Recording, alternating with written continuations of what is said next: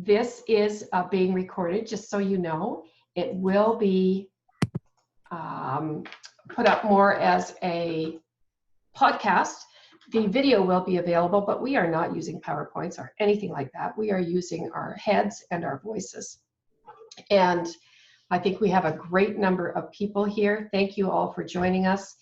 And we have many more people that had messaged me to ask if it would be recorded. Of course it's being recorded, and we're having our website reconfigured so that there'll be a special section for these podcasts. So you can listen to them as you move to work from the kitchen to the living room, to the bedroom, which is what we're doing.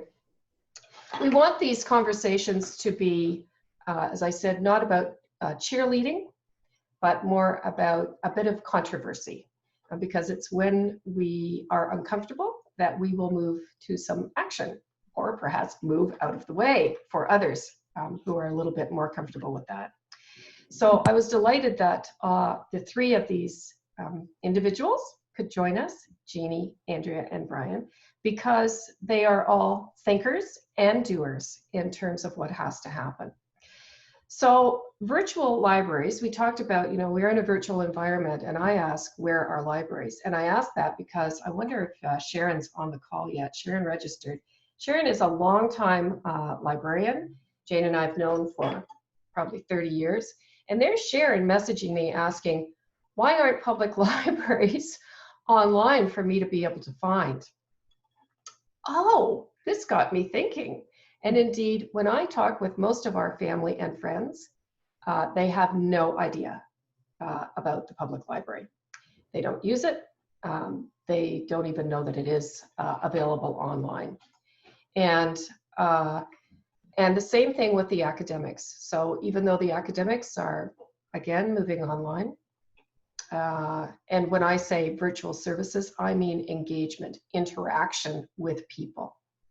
So it struck me that virtual libraries and virtual services have been discussed since the early 1990s. Indeed, there was a flurry of huge academic number of papers coming out, and there's Sharon, she's just joined us, in 1993, 1994. And by then, many libraries were talking about becoming virtual. Does anybody remember the phrase, beyond the walls? Libraries without walls? Oh, yes, indeed. And since then, most public and post-secondary or higher ed libraries have focused on putting content up, okay? So big concentration in digital content. Not so much on what I would say are virtual services or digital interaction. So why do you think that is? And while you're thinking about why do you think that is, what can we or should we learn from that? And I'm going to start with Janie on this.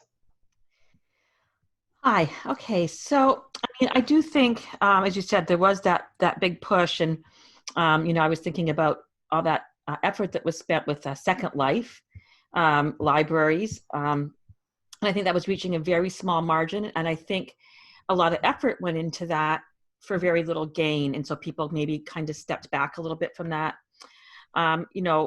There was, I'm not sure how much it infiltrated up into Canada, but there was for a long time a lot of reference chat done through, here in New Jersey, we had a huge chat coalition, and through OCLC and, virtual reference services. That was done through library cooperatives. A lot of that, though, again, was very labor intensive. And here in New Jersey, I know it was a funding cut, and then it went away. It really flourished for a long time. So I think, though, in terms of individual, so that's kind of on the broader scale. But I think in terms of like individual libraries, especially if you're a smaller public library, maybe even a system library, there's only so many hours to the day. And when you have people coming in the door in front of you, that's who you're just trying to meet those services. And, even though I'm at a very well-funded library, we're still a small staff. I was just saying, we have only 2 full-time people on our IT staff, and we have, a couple hundred computers in the building between staff and public service. Just keeping our network going is where we need to keep going. We need to keep our computers in service. We need to keep our network going, our website up. So I think the ideas are there, they're on the to-do list. We just can never get around to getting them done. Right, right. And let me just clarify the chats that have been around. I'm sure Andrea will talk to this too. The chats, they were predominantly both email and they were texting back and forth. Is that correct? Yes. Right. Okay. And Andrea, what are your thoughts on this? So a couple of things. I think one of the things that is sort of apparent to me through this kind of current situation is that despite being advocates for digital literacy and digital equity, I think that's really highlighted some of our own gaps and just how diverse those skill sets are. And so I think that there is an element of not maybe being eager to move to a space that we don't feel a sense of expertise in has been part of it. I think, we have seen a lot of cooperation from vendors and sort of, our partners, our municipal partners around procurement and things like that too, just given the kind of extremity of the situation. So I think to be fair, I think there have been some constraints, but if I'm honest, I think what I really suspect it comes down to is that we're maybe not spending the time, for some of the reasons Janie has said, trying to look forward to what's needed that isn't not yet apparent. Like maybe we're not planning forward in a way that we should be. I think we use a lot of, as an industry, we're not great with metrics generally. And when we are, we tend to use a lot of lagging indicators, right? So we're looking at data around our services and how popular they are without really kind of getting into projections of how long that's going to be sustainable. And I think those conversations are kind of scary because I think that there is a sort of a fear around what's the funding implications going to be to move more heavily into a digital space. What if we prove that, yeah, people want to see us there? Does that mean we're still going to have physical branches funded? And, and so it'll be I think that's an interesting point of reflection going forward as we start to think about recovery and potentially reopening. So those are some of the things that kind of occur to me on that space. I do believe timing is everything, but I also feel that there has been reticence on our part to dive too deep into that. Right. Reticence. And I think reticence too, if I can say, to make trade-offs, right? And so I'm interested, Bryan, in your perspective from the academic realm, particularly why that lag has happened. I think several reasons. First, I want to just agree with everything people have said so far. The budgetary restrictions. It varies depending on which. If for public libraries, it varies based on your local funding, and for academic libraries, it varies depending on the institution. But generally speaking, the funding problems have not allowed us to spend time doing this. But I think there's also the sense that it's a different model of service. If a library, public or academic, spends time digitizing, making things available for the world, it's kind of harder to make a case for that than it is you're making services available for your patrons or users who that you can quantify and really support. And I think this is definitely true of academic publishing. I mean, you look at a lot of open access. Open educational resources, and many times many universities say, well, why should we spend money making this stuff for everybody when we can instead spend it for our students and our faculty and our staff? I think that's one thing. I think the Second Life example is brilliant. I think we really haven't reckoned with the spectacular disaster of Second Life. We haven't learned lessons from it, and we just don't want to talk about it because of many reasons. It's just a sweet idea. But that burned us in a lot of ways. I mean, I can't tell you how many workshops using Library Island there, and people are still nervous about this. And that specter hangs over augmented and virtual reality today. I think a third thing too is a lot of institutions, especially the academic one. No, I think both academic and public, the physical library means so much. And it's a huge asset. It's one that we love and we really, really want to celebrate, and we want to bring people into it. And it's hard to make the case of, well, we're a library and we license this stuff. That's not very appealing, and that takes people out of your physical library building. And I think that's a problem as well. In terms of COVID-19, I think so many academics are in different stages of the grief process. and they feel that they are facing an existential threat. And I think a very human response is to get defensive, to turtle in, to put the walls up. And we don't want to go out from that. Kathy Dempsey points out in chat a wonderful project, a library of banned content in Minecraft. It's interesting. I've heard almost nobody talk about it. Right. And I think one reason is because it's Microsoft and no one wants to talk about Microsoft. A second is because in the academic world, we still have a huge bias against gaming. I mean, my usual joke is there are two populations in North America that don't get gaming. One of them is academics, the other one is the Amish. But I think the other thing is freedom of speech in general, freedom of access to materials has never been universally popular. And I think now the politics aren't there behind it. And I think it's a great thing to do. But again, building that Minecraft that takes time. And their libraries are pretty elaborate. Who's going to have the time for that when you're busy trying to literally keep your staff alive? Right. So those are a few reasons. Sorry to go on such length. No, it's fine. And it occurred to me when Janie brought up about Second Life, same thing with Google Glass. I don't think that our domain has looked at these things, but I think the corporate has. And that's why extended reality and virtual reality, everybody was laughing about Google Glass. Like, let's face it, they put it out there to really see what the reaction would be and to learn from it. And we in libraries don't do that. And you're right, we haven't looked at what the learnings should be from Second Life. But man, oh man, if you start to look at, if you talk to Chad Marin or listen to our podcast with Chad, and he's going to be on again, about using extended reality to teach, it's phenomenal. So anyway, I digress. I'm terribly sorry.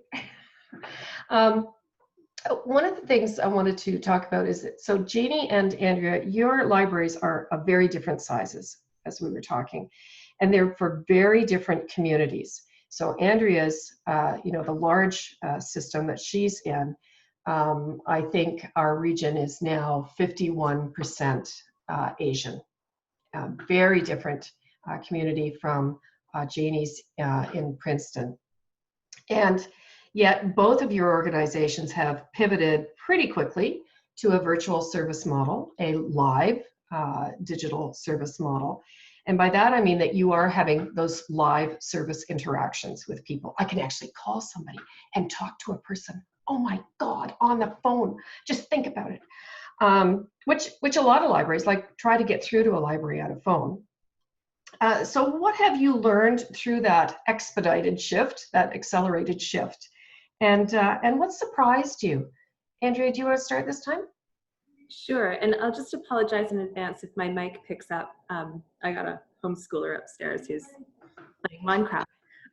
So I think actually, Becky, what you just said by way of transition kind of sums it up for me. I think that we're not good at iterative development, right? And so in thinking about how we needed to transition our services to an online space, we were remarkably fast to pivot because we didn't have the luxury of sitting there and trying to perfect a thing before we put it out into the world. And I think that often sort of shoots us in the foot.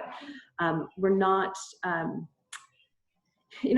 don't think I think there's, especially for a library that kind of prides itself on being innovative.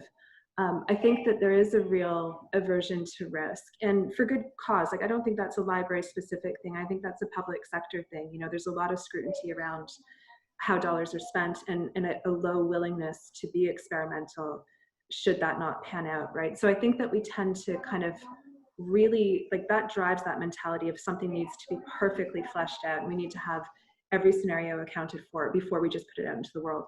And so I think one of the big lessons learned is that, sometimes you put it out and it's going to be crappy, and it's okay because we'll continue to work on it as it goes and have a chance to sort of learn from the failures along the way. And so I think that's been a big part of it. If I can take 1 minute to just offer a sort of a different insight, more internally focused, I think the way that we as my management team has reoriented around leadership has been really interesting as well. And so I have a fairly young and fairly new management team, a lot of turnover in the past years. And so these are folks that are definitely like, it's a baptism by fire, but we've really focused on what accountability needs to look like, considering, they're kind of high stakes right now. Like, we need to demonstrate that we're worth continuing to fund in the midst of a closure. And so that kind of additional focus on how we think about our own productivity has actually been really, really helpful, because I think it's helped us think about, in a really direct way, like what's the deliverable we're providing, what's the impact that's having on the community. So I think that piece about how we start to articulate the relationship we have with our community, again, it's not a new thing. I think we've always been aware on some level that we really need to focus on how we tell our stories, how we use our data to illustrate those stories. But I think it's brought into relief a little bit that, the fact that everything goes down. At the same time, you have an entire province, entire country of kids learning from home, and it's not clear why the library is an essential service. I think really highlighted for me that there's some work to do in terms of how we get out and start communicating that. And I think that starts internally with how we hold each other accountable, how we make our staff accountable. Excellent. Yeah, well said. Just to put that in context for people, Markham really raised the ire of a lot of public libraries when they got rid of Dewey and brought in a very different classification, a browsing classification system, which I have to say translates very well in the digital environment. People don't care about the classification in the digital environment, but they took a lot of flack over that. And at the same time, they redid all of their job descriptions, and every staff had to apply for a position. They were promised a position, had to apply, because they were no longer interested in what I would say are library skills.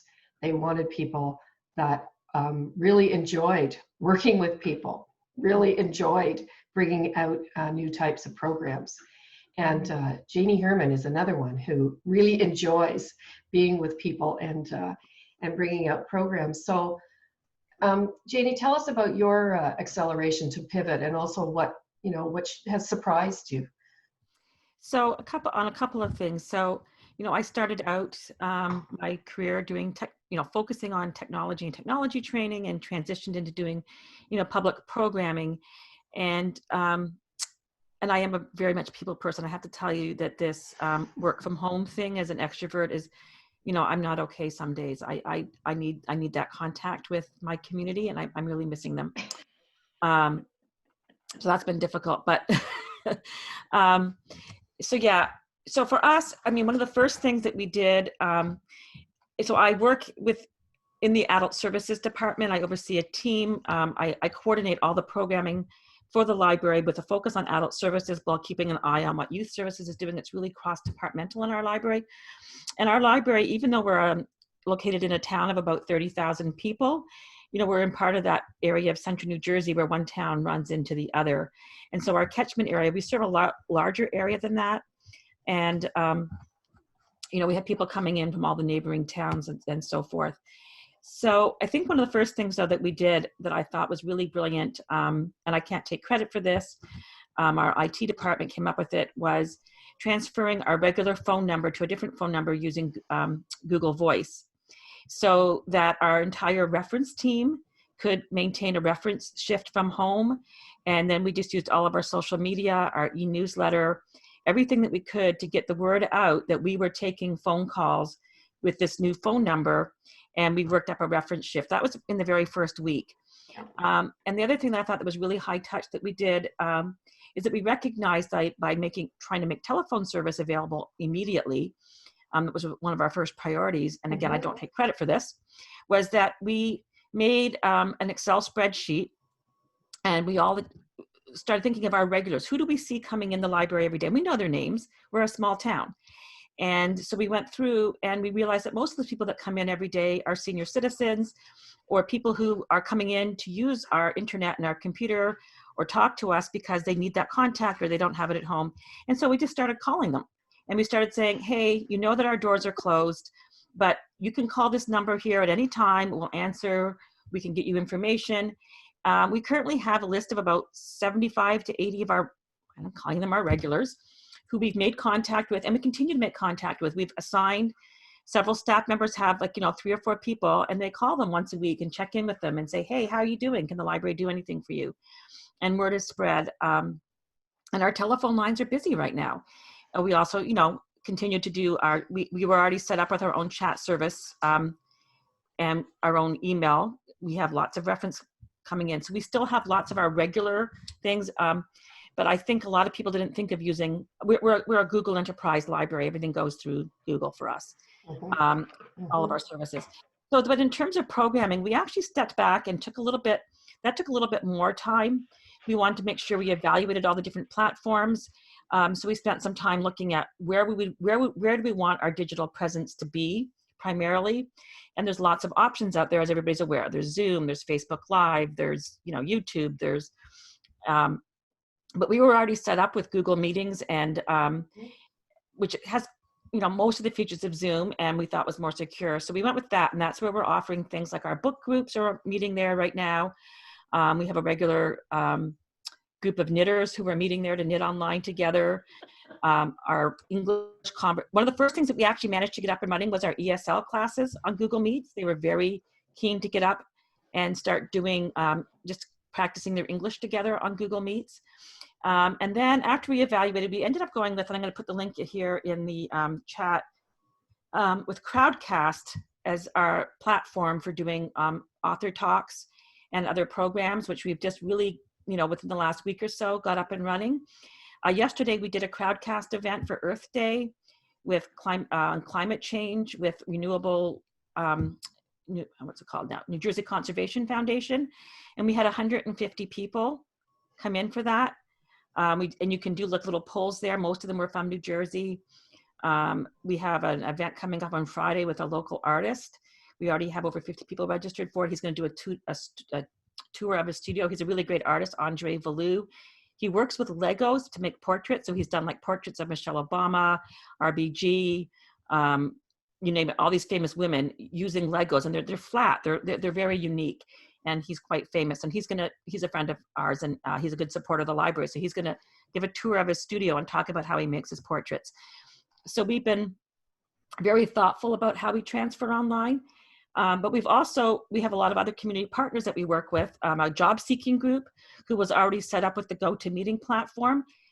So we started using that one with them because they were ready to go with that. So we've had 80 people coming into GoToMeeting to do job seeking webinars.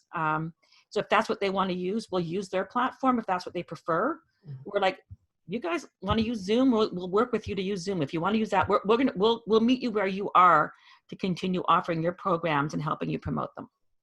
Excellent. Excellent. Actually, a corporate client that I work with, they have a wonderful acronym that reminded me of that, Janie. GELMO. Good enough. Let's move on. Yes. Right. So, Bryan, as you look at what's happening in higher ed environments, it is slightly different in the US than it is in Canada. So far in Canada, I have not heard of a lot of furloughs and layoffs in the academic environment. It's certainly happening in the public sector environment, big time. However, in the US, that is happening. So what do you see that surprises you right now? Not just with the libraries, but with the overall college and university environments? Well, one for viewers and listeners who aren't familiar with this, American higher education is unusual on the world stage. We, unlike, say, for example, Canada, we get less and less financial support from state governments in Canada, and very, very little from the federal government. And that amount has been dropping for the past 40 years, especially on a per-student basis. So we're in effect privatized. Some of the public universities that I know, they get 8% of their funding from their state government. My alma mater, the University of Michigan, former president once said that he used to describe himself as a state-supported institution, then as a state-assisted institution, then as a state-located institution, and then as a state-molested institution. And that's about public universities. That's about 2/3 of American higher ed. The rest is private. Our solution to this problem has famously or notoriously been increasing tuition and increasing student debt. And the total amount of that debt is about $1.6 trillion now. And rising. What has surprised me has been first our incredible, unprecedented, rapid migration online for instruction. That's just remarkable. We've never done anything like this before. I mean, a lot of heroic labor by instructional designers, educational technology, librarians, faculty. I mean, just a truly extraordinary event. And there's all kinds of implications that are falling out about this, from what transcripts we'll read, how student evaluations will play out. Looking ahead to the fall, we're trying to figure out just how badly campus finances are going to be hit. Will the blow be anything from mild to severe? How many colleges and universities will face extinction? So far, we've seen a bunch of colleges close, from Illinois to California. We've seen Vermont talk about shuttering half of its public universities. And so it's possible we'll see some kind of die-off this fall or next spring, again, depending on how the pandemic plays out. The longer and longer it lasts, I think the greater the devastation. One side effect of this is, I believe if we have a shorter pandemic course, I think the odds are good that we will have greater public faith in knowledge and in science. I think the longer the pandemic drags out, I think it's possible the reverse will happen. And we'll see more support for the ilk of Alex Jones or Gwyneth Paltrow.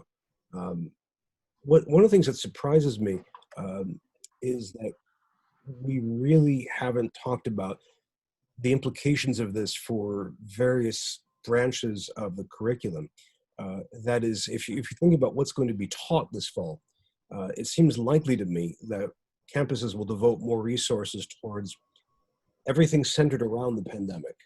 So that can be everything, obviously epidemiology, but as well the full spread of allied health. Think about psychology, think about electronic medical records, anesthesiology, all of that, as well as perhaps some allied fields, thinking about, for example, economics, and business, which is always popular in terms of enrollment, but maybe especially important if our economies are in ruin. Political science or politics may also grow in numbers, because we may be facing in the US some form of government breakdown or civil unrest. The flip side of this, though, is that as resources dwindle, that means fewer resources able to be devoted to other fields. So what happens to art history? What happens to anthropology? What happens to English, which is my original field? So it's possible we'll see kind of big shuffling of curricular emphasis. And then that plays out in terms of research. So what will campuses be willing to say to people in, say, philosophy? We're not going to fund your grants this year because they're not as high quality.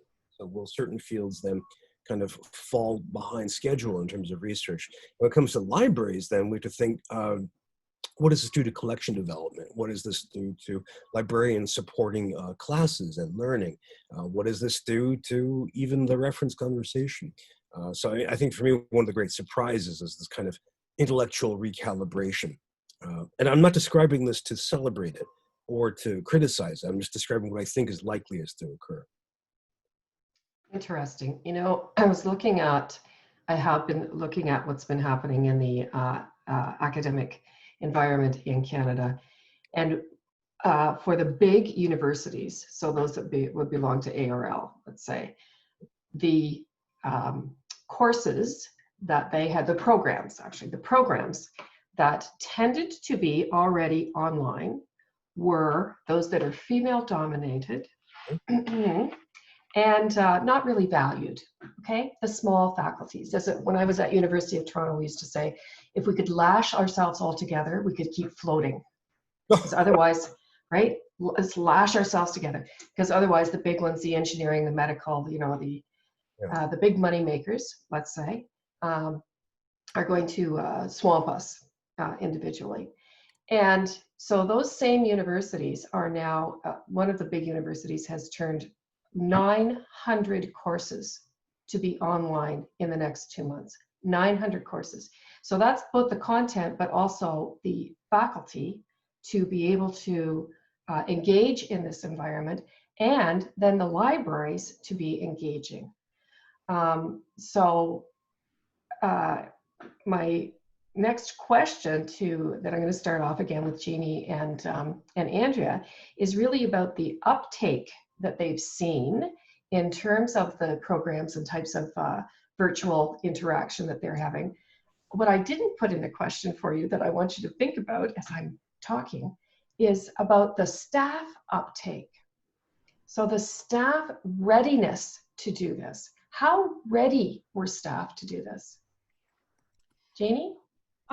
So we had several staff members who were ready, but again, yes, the variety. So we're a staff of about 90 people, about 50 full-time equivalent, 54 full-time equivalent. Certainly within, I would say, more of our public service departments, a lot of us were ready to go, but there's been a huge learning curve. And that was part of why it took us those 2 weeks. You know, we had not been using things like Zoom and Google Meets for our in-staff meetings, so we all had to use, you know, learn how to use those products quickly. Learning how to do Crowdcast, and you know, that's been a huge learning curve. Crowdcast is fairly intuitive from the end user, like if you're coming in to watch, but on the other end of it, you know, there's just learning how to set it all up and operate it, and you know, best lessons learned, and doing tests with the presenters. It's a whole new way of doing public programming for sure. It's actually a lot more time consuming, so we're not going to be able to do as many as we do. I mean, we're known for doing a huge volume of programs for a small library. Our public programs, you know, are often, you know, number close to 2,000 a year from a single branch. We often will have 8 to 9 things going on a day. So, you know, I think just the amount of new software that we've had to learn, and we still have, right now we're struggling. We do have everybody still employed. There's been no furloughs, no layoffs, but we're struggling for some of our staff right now who, you know, they're doing a lot of training and a lot of professional development, but yeah, they're not ready to enter this fully virtual world yet. Especially maybe some of our staff who are more involved in things like the shelving and the processing of the books, and who work more the back rooms of the library. You know, they haven't been required to be out there in front and keeping as on top of the trends as some other people. So we're all over the place. Yeah, and Janie, thank you, Elizabeth Burns, for your question. Are staff in the library? Are they all you're working from home, and are they working on on laptops? Yeah, so our entire staff is working from home. We have been since March 13th. No one has been in the building since then. And in fact, we're so emphatic about it is that, so we have our building managers, our building monitors, or whatever you want to call them, are going in daily just to do a walk and make sure that the building is secure, that there's no leaks, we have a big fish tank in there that could leak at any point. And the fish tank people are going in. You know, we have someone going in to take care of our fish. It's a huge saltwater aquarium. But if you want to go in the building, you have to get permission from your manager. You have to notify the building monitor that you're going in. Mm-hmm. And it's basically to go in and out, grab what you need. You have to text someone when you're entering and text somebody when you're leaving. But we're really discouraged from even going in the building at this point, and really taking very seriously the shelter in place, the stay-at-home orders. We have a laptop lending program at our library, a big laptop lending program, where we lend out Macs to, you know, on all of our floors.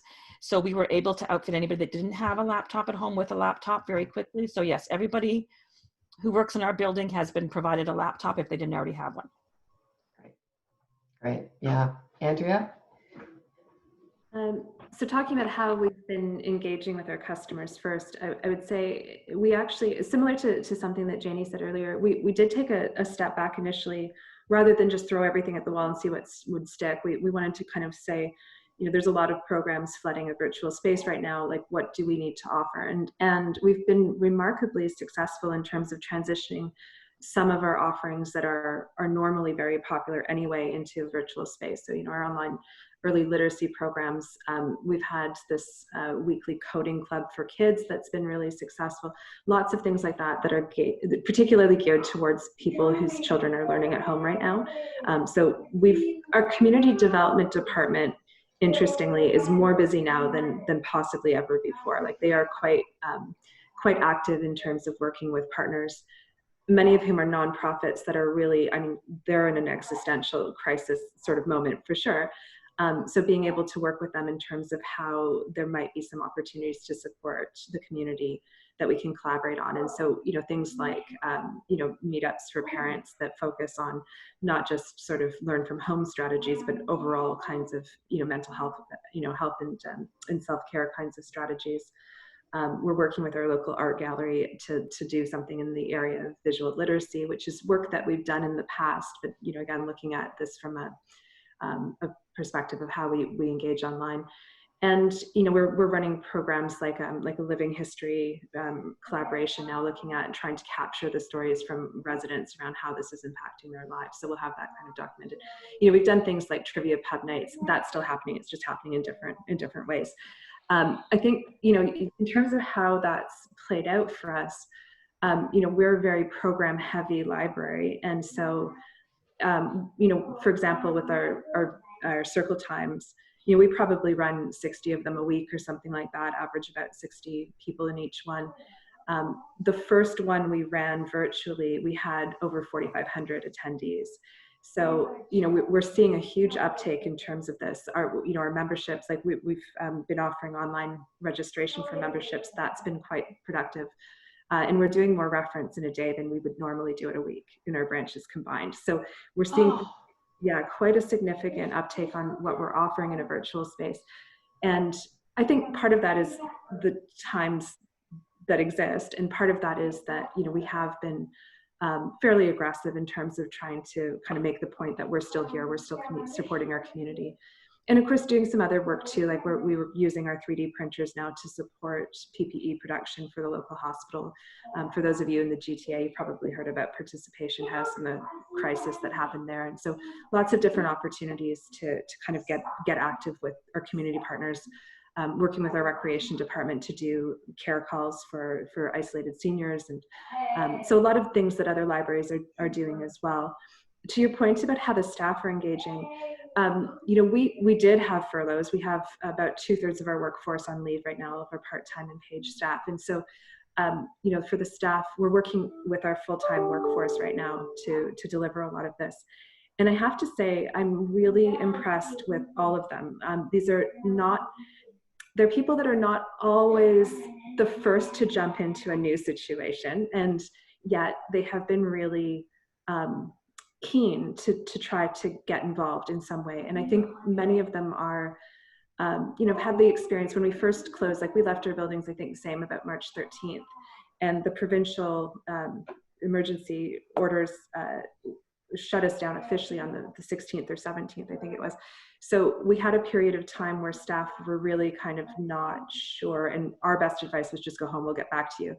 And I think that there was a lot of feedback there, a lot of people reaching out to their managers saying, like, just, I don't even care if you pay me, like, put me to work. I just, I need something to do, right? And so I think that a lot of the initiatives that have happened have been staff driven to an extent. They've really taken ownership of a lot of the different programs that we're offering, a lot of the different ways that we've been able to reach out to the community. And I think as a result of that, we've seen a little bit more safety around trying things that scare them, and so people that are really good at story time are all of a sudden doing it on a virtual platform. No one wants to see their face in Zoom or Facebook Live, right? But they're starting to feel that this is really a way to support what's happening to the broader community in a way that's really important in a time of crisis. So really strong uptake from staff. Yeah, okay. Just a quick question for you too, as Kathy Dempsey asked, how you're promoting your the reference, the virtual guidance and advice. Yeah, lots of social media. We've been pretty aggressive on our social media. We were planning to do it anyway, but we launched a new website, which was also just kind of fortuitous timing because, what our website's like. Oh my God, it was terrible. It was just, like that's a whole Wonderful. and like an hour talking about how much I hated it, but the new one allows for a lot of dynamic content, right? And so we've been able to start having more blogs and, you know, talking to, you know, really having conversations in an online space. So some of that has helped in terms of the promotion as well. Fantastic. I'm just going to jump in. I'm going to say, you know, speaking of websites, so one of the first things that actually took up the better part of our first 2 weeks and is still ongoing, and in terms of community outreach. Last fall, our library started a program, Engage Princeton, in which we were working with the mayor and the municipality to build, we had a in-person event to let people know about the different municipal boards and volunteer groups and how to volunteer, which then resulted in a database which we worked on with the municipality. And so we were at the forefront of their mind. And when this, I think the very first day that it became apparent that we had to close, the mayor reached out directly to us and asked if the library would take the lead in building a site called PrincetonCovid.org that would be the source of information for the town. And because they recognized our role as information professionals and being able to curate and manage this, but also we had our CMS system would allow us to do this really quickly. It was open source. We would be able to share it with multiple partners, whereas the town did not have that flexibility. So we were able to set up a WordPress site very quickly. We started working with the Princeton Public Schools to get their input on it. We worked with the town. We worked with the local police department, the first responders. And so we have a site that we've curated. It has content from the library. And I think this really actually, you know, promoted us. We've now gotten to the point where we have a calendar of all the virtual events, not just our virtual events, but those happening at McCarter Theater or on campus, other people out in the community. And so that's how we actually were able to really pivot and serve the town as a whole and really present ourselves as not just the Princeton Public Library, but as a group of informational professionals. And I'm promoting that. Yeah, a large part of that work, I was only on it peripherally. A large part of that was, you know, the initiative of Mayor Liz Lempert, headed by Tim Quinn, who is the head of our marketing and PR department, the head of all of our departments, and of course our director, Jennifer Podlosky, who's our new director. She's only been with us since middle of February. Our new executive director just jumped right in there and said, yes, this is a great plan. Let's go for it. Within a matter of 48 hours, we had the wireframes up and the site running, and continuations, you know, improving it continually. And it's been a real great thing for our library. Absolutely, it is, because, you know, within the academic environment, which we're going to come to you, Bryan, you know, the libraries are, many are positioning themselves to be the open, the OER depository, if you like, and publisher of. And it has frustrated the hell out of me that public libraries keep talking about themselves as being the community hub, right? Or the, you know, the community living room. I want them to be the living room. I want them to actually be the community hub, which is starting to do, Janie, which is to actually, as the newspapers die, there's the role. Like, be the publisher of community information. Anyway, I digress. Bryan, I want you to think not just about the academic, but you as a member of a community. So, yeah, are you a user of your public library? Are you a member? Of course. Keep in mind, we just moved to our present location in Northern Virginia about a year ago. So one of the first things we did was explore the local library system. Spent a lot of time at the nearest two libraries, and get involved in library events, including a really nice science fiction book club, and also get involved in library politics. There was a move before to close one of the libraries and overhaul it in certain ways, and there was not a lot of transparency about this, so I helped dig into it, and it wasn't all good. But yes, I'm a lifelong library fanatic and fan. In fact, today is World Book Day, and I just took a photo of my daughter when she was working in a library, and a circulation desk, and admonishing people to check out more books. So I'm very, very fond of public libraries. I think, you know, in terms of the broader culture, they play such a tremendous role that's largely unheralded, including providing infrastructure access to the digital world, everything from broad devices and especially training. I mean, it just amazes me that libraries get to help everybody. You know, the person who walks in and says, "What's a mouse?" and then the person next to them who says, "I want to do some 3D printing," and you have to help all of them. I mean, it's an astonishing service you do. Uh-huh. I'm trying right now, to go back to your question, I'm trying to use public library resources online. Problem is, as you can tell from the image behind me, I'm a serious book person, and what's available in Overdrive and one other collection is usually not what I'm looking for. Right. So I don't get to do enough of that. Right. And so are you engaging with any of the digital or virtual services in the academy? Oh, yeah. Libraries? Yeah. I teach part-time at Georgetown University, so I ruthlessly take advantage of their library, everything from library chat. I remember the first day last month when I called the phone line and got someone at home. I realized that the transition happened. In fact, I don't know if you can see this, there's a small stack of books, well, 2 stacks of books, which are all on, their due dates are now rolling in a way which would have delighted me as a child. And I use the library chat every day to help find articles I'm looking for and to find books that I'm looking for, as well as to set up my class, which starts in a few weeks, my next class, which is on gaming and education. So looking for all kinds of resources. Great. And of course you are, you know, we've got the last 10 minutes here to really look at where to from here.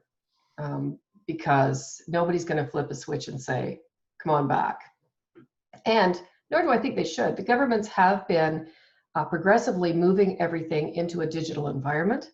We are into a digital society, and that is not going to just dissipate because we can go outside again. And Bryan, because you've done so much work in this area and you are quite passionate about it as well, in your book that you held up, for those of you that just came in late, Bryan's latest book is, here it comes, Academia Next, there we are. And it is a fascinating work because I love scenario planning, and he uses both scenario planning as well as trend forecasting in it. So in both Canada and the US, higher ed, or post-secondary as we call it here, is under stress. Student debt, as you've talked about, the financial strain, and now into this whole virtual realm.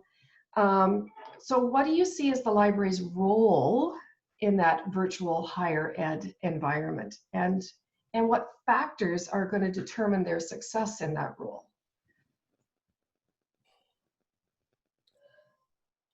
Much depends on how the pandemic plays out.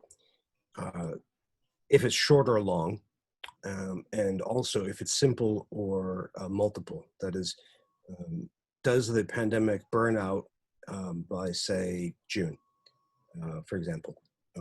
Following more or less the pattern that we've seen in Hubei province in China. In that case, we have a limited impact. And we may have a 1 quarter of economic recession, but then we'll be in rebuilding mode after that. It's also possible that we'll see the pandemic roaring through our societies as of this time next year. Don't have a vaccine. I have seen no estimation of being ready until next year. And if we get a vaccine, keep in mind, there's no vaccine for any coronavirus yet developed. If we get one, it'll take time for it to be tested, produced, and distributed, which is quite a time.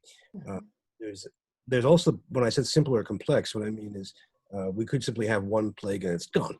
I mean, that's it, we're done. Or it could keep coming back in waves caused by reinfection, caused by mutation, caused by all kinds. Right.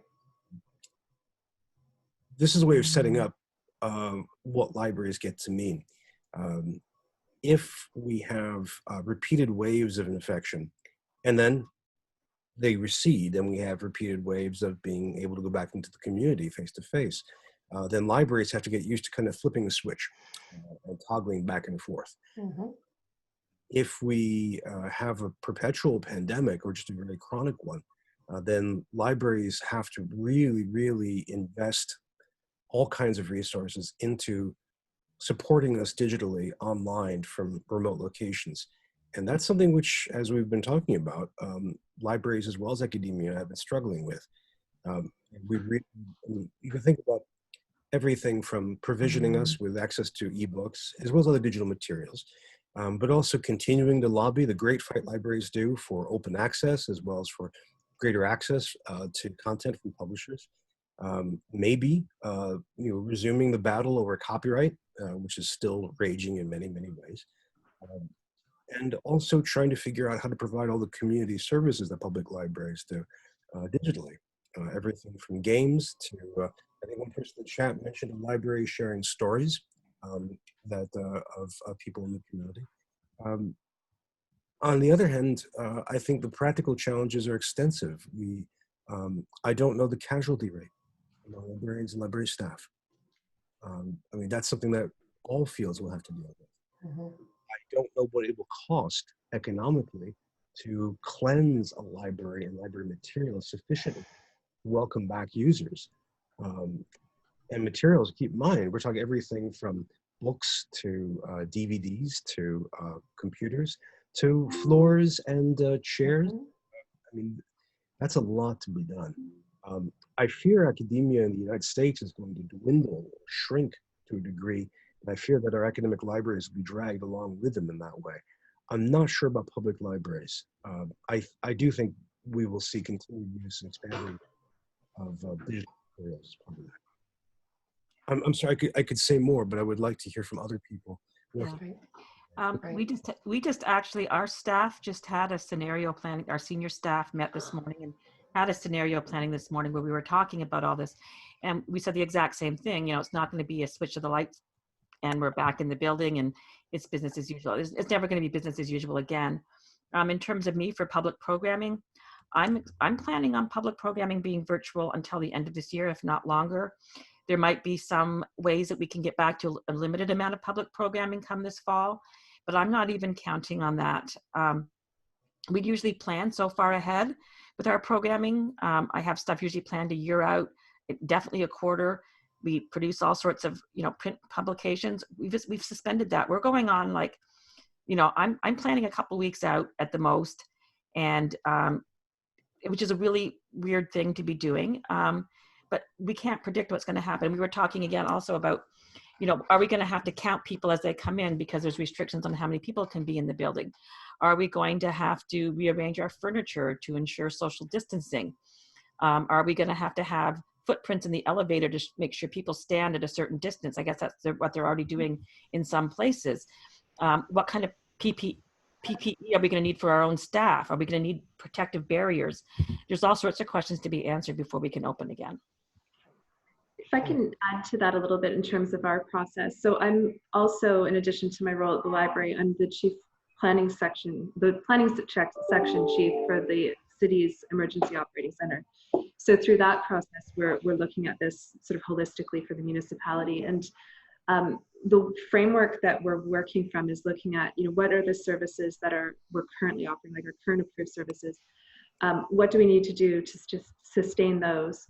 What does recovery really look like? And then what does reinvention look like? And I feel like that piece around like what's never coming back, or what is it that's going to be the hybrid of what we're offering now and what we might have done in the past, I think is what's really interesting. I think some of the questions that I have personally is around what the future of the Public Library Act is going to look like in Ontario.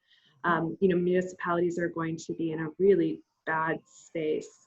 They are now, and it's going to get worse as a result of this. And so, I think thinking about the physical services that we've offered, to your point very early on, we're not good at trade-offs, right? And so if we've kind of moved into a virtual space, I think on one hand, it'll be hard to take those services back.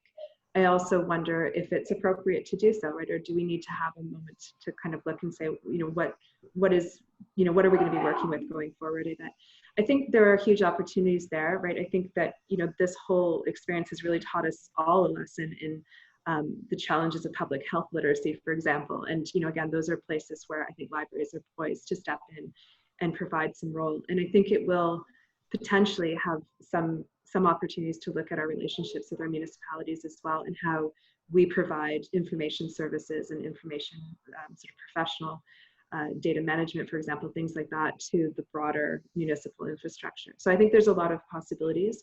I think it's going to be really challenging for all of us, because for public library, our core business is people gathering in a social space and lending, collective materials, and that's a hard business model right now, right? And so I think being able to kind of think about, when you strip away the mechanics of how we do that, what does it look like to support the social infrastructure, to create social cohesion in a community, and how can we continue to innovate in a way that we've done really rapidly in the past month.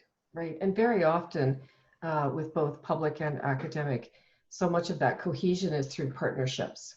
Absolutely. And so what those partnerships are really going to look like, and also that we do need to learn, whether it's from Second Life or even from this right now, we need to look at the fact that we did not have our staff ready for a digital society, and yet we were teaching it, right? I bet in every one of your strategic plans, it says about, moving digital, blah, blah, blah. And we looked at that as the stuff. We never looked at that as the true interactions that the academic, public, corporate, I see Sharon's here, libraries really bring to bear to transform lives. So we did it. Look at that. It's 1:01. I'm getting more comfortable at this. Anyway, I did wear a headset today because last week we had my cat in here, and I was afraid people might think that it was a client trying to escape from my office, not the cat trying to escape from my office. And so I want to thank everybody for joining us. People that had to leave early left very nice points that they enjoyed this conversation. Thank you so much for biting in and chewing on some of these questions. Bryan, what a delight to have you join us. Andrea, we have to meet for a virtual coffee soon. And Janie, fantastic to see you. I think Michael Sowers was on here. He used to be one of your cohorts in crime in the technology days. Yeah, Mike, I saw Michael on here. Computer and libraries, internet librarian. I missed those days. Oh, we want you back. We need you back to talk about what you're doing lots of great stuff. I mean, yeah, I was back recently because we were working holding as a part of programming, hackathons with the mayor again, as part of Code for America. I always try to find ways to fit technology into the public programming, and we have a technology training librarian who I supervise, but they're more the front lines, and I'm always wary of taking away credit from others. And again, I have to say that it's the entire team I'm here representing, but our entire team has really stepped up, and especially, my role is, especially in the Princeton COVID site, was tiny. It was really our administrative team led by Tim Quinn and Jennifer Podlosky who took that on. So I need to make sure that's out there. It's fantastic. And Andrea spoke to her team as well.